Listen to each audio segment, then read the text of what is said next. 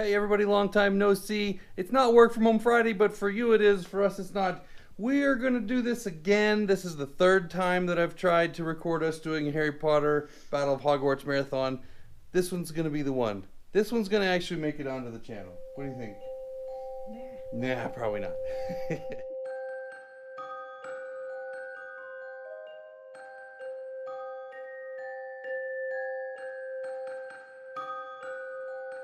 For those of you who don't know, Harry Potter is a cooperative deck-building strategy game. You don't have to be a fan of the Harry Potter series to play the game, but if you are, you will really enjoy it. Players take the role of heroes. In this case, I'm playing Harry, and the Tamster is playing Hermione. The heroes fight to prevent the villains from taking control of various locations. To win, the players must defeat a series of villains. He did. Each turn, players must survive dark arts events and the powers of the villains that are in play. Then they play cards from their own decks to attack the villains, heal themselves or their teammates, remove villain tokens from the location, and of course, earn galleons to buy more better cards for their deck. He did! We win. Alright, so that's the end of year 3. That went pretty quick. We have a couple of Lad House rules. One of them is if you draw the same Dark Arts card twice, the second one gets shuffled back and you draw a new one. The other Lad House rule that I really like is called Summer Studies. So the game is set up so that you keep your starter cards for each game. That's 10 cards that are all not great. So, in order to increase our abilities on the next one, we get 8 coins from the last one. So I could do Sirius Black, which is 6, and Essence of Dittany, which is 2. Those would go in my starter deck. Or if I had an 8, I could do that. Double door! Double door! Or I could do 2 4s or whatever combination, so you spend 8 coins. The features of the game, both good and bad, roughly parallel with the Harry Potter books. For instance, Game 4 adds the villain, Barty Crouch Jr. It also adds the Triwizard Cup item card along with the Triwizard Champion ally cards to the pool of cards that the heroes can buy. A villain is defeated when the players have assigned the number of attacks displayed on a villain's card. When players run out of health, they don't die, instead they are stunned, which does have negative effects. They lose half of the cards in their current hand, and another villain token is added to the current location. Okay, starting game 5. We beat 3 and 4 in less than 2 hours, so I think we're doing really good. But traditionally, game 5 is the one that we lose the most often. It is the first time that we add the third villain, so we're playing 3 villains at a time. And we introduce Moldy Voldy. He's back! He's back! It just gets hard. Are we ready? No! Expulso. Active hero loses 2 hearts. You have your cloak. I have my cloak, so I'm going to lose 1. Mass Mordra. Active hero loses 2 hearts. I have my cloak, I'm going to lose 1. Active hero loses a heart. I survived. Woo! This is a bad. And I've got crappy cards. Remove a location. Yay. Bonus attack. So put that there. And 4 Alohamoras. That's it. Tonks! Tonks is awesome. Choose the or one.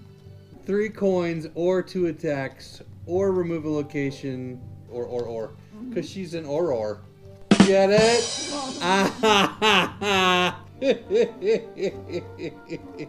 That cracked me up. Really? Okay. When Voldemort is added in Game 5, he is always the last villain, and he cannot be attacked until all of the other villains have been defeated. In fact, if he is revealed when you still have 3 villains in play, you are essentially playing 4 villains at once. But I'm sure a good gaming strategist could figure out a way around this, right? So we are starting on year 6. We made it through year 5, which is awesome. And didn't die. In fact, we haven't gone off of the first location card yet, which is great. We are kicking butt, but I might have just jinxed us. Year 6, we add our owl proficiencies, which help a lot. All right, here we go. Mentor's Kiss. Active hero loses 2. You lose 1. I have my cloak, so I'm going to lose 1. Draw another card.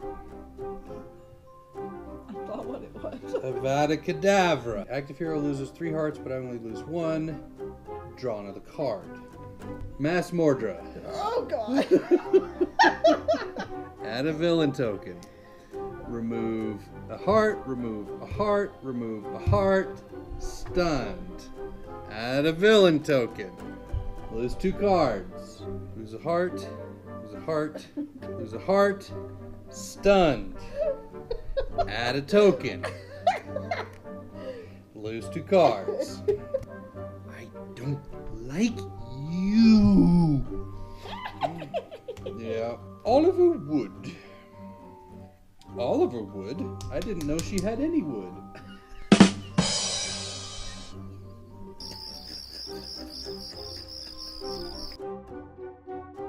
Tammy and I have really come to love the cooperative game genre.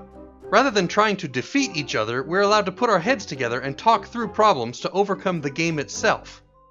Not to mention there's a much lower chance that we'll go to bed angry. He did. Alright, here we are. Game 7. We have arrived. Look how scary he looks. And it takes 20 attacks to kill him. And you have to kill all of the Horcruxes before you can even start attacking him. Here we go. The Horcruxes are played and defeated in order. Each turn, the active Horcrux has a negative effect, much like the villains do. But you cannot directly attack a Horcrux. Instead, they are defeated by rolling the correct symbols on 1 or more house dice. Game 7 was a lot more intense, and we were really in the groove, so there wasn't as much cute and funny banter. Until... What did you just... Oh, an attack. Oh, he's dead. Yes. Oh! Wow. All heroes choose 1, gain 2 hearts, or search their discard pile for an ally and put it in their hand. Oh, ho, ho! Double door! Double door! Alright, I'm gonna do hearts. Yes. 2 hearts for both. Oh, for everybody. Yeah. Nice. I thought you said there was 2 more. There was 2 more. That was that one. Oh, no! Add a location. I know. Every time. Yeah. Each time a location is added, you lose 2 hearts. Each time a location is added, remove 1 from all the villains. You haven't played yet. Can we redo? Can we put him back? Oh, no!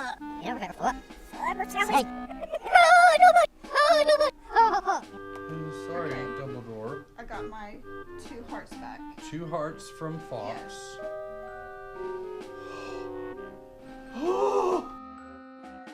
Now, I hinted earlier that we have a tactic for dealing with Voldemort, and here it is. With 1 villain still covering Voldemort, load up the last 3 villains and kill all 3 of them in 1 turn. That way, when Voldemort is revealed, you'll only be dealing with him and 1 other villain, instead of 3. Do it. 3. He's dead. She's dead. He's dead. Now, obviously, employ the time turner is not a normal lad house rule, but this was a pretty extreme situation. It would have meant losing the game and starting over. So, did we cheat? Yeah, maybe. Was it worth it?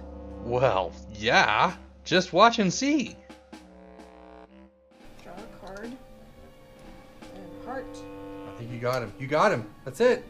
Oh, I got him. That's it. He did! Woo! We did it! Yeah! We almost totally screwed it up. Yeah, Like, we almost totally screwed it up. really lost the game. We should have. We should but have we lost the didn't. game. We rolled back a little bit, that's not the best decision. Let's change how that worked. But we did it. It's 5:20. 2, 3, 4, 5. 7 hours with a lunch break. That's pretty good. But honey, what about the expansion pack? Oh no. See you tomorrow. See y'all next time.